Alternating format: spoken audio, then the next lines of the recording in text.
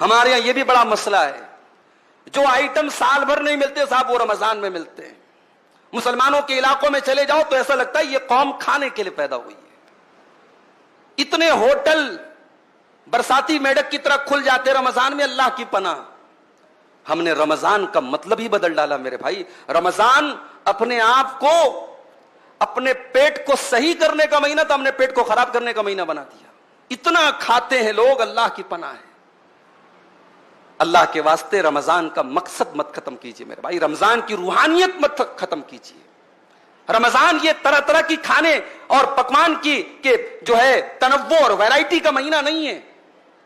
اور بڑے ظالم ہیں وہ لوگ جو اپنے گھر کی عورتوں کو تراویح کی نماز اور تہجد کی نماز اور قرآن کی تلاوت سے محروم کر کے آرڈر لگا دیتے ہیں، تجھے یہ بنانا، تجھے یہ بنانا، تجھے یہ بنانا۔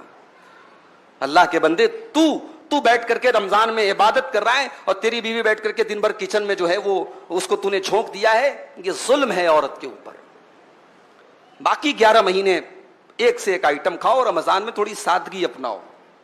یہ جو ہم نے ورائٹی کا کھانے کی ورائٹی کا مہینہ بنا لیا مناسب نہیں ہے، یہ رمضان کے مقصد کے خلاف ہے۔ ہمارے بہت سارے نوجوانوں نے اس مہینے کا ایک عجیب و غریب لائف سٹائل بنا کے رکھا ہے۔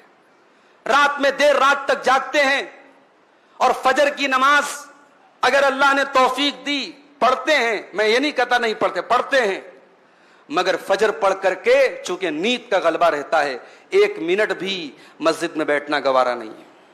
فجر پڑھ کے جو جاتے ہیں تو سو جاتے ہیں، پھر اٹھتے ہیں سیدھے ظہر کے ٹائم۔ ظہر پڑھ کر کے مسجد میں بیٹھے بیٹھے وہی مسجد میں ہی دراز ہو جاتے ہیں، لیٹ جاتے ہیں، پھر صاحب نیند کھلتی ہے عصر کے ٹائم۔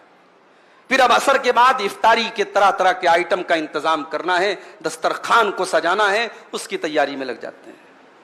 پھر تب تک افطار کا ٹائم ہو جاتا ہے، پھر افطار کر لیا، اب اس کے بعد اب جو دن بھر جس نے گٹکا نہیں کھایا تھا وہ گٹکے کے لیے بے چین ہے، جس نے دن بھر بیڑی اور سگریٹ نہیں پی تھی وہ بیڑی اور سگریٹ کے لیے بے چین ہے، جو نسوار اور تمباکو کھاتا ہے وہ اس کے لیے بے چین ہے۔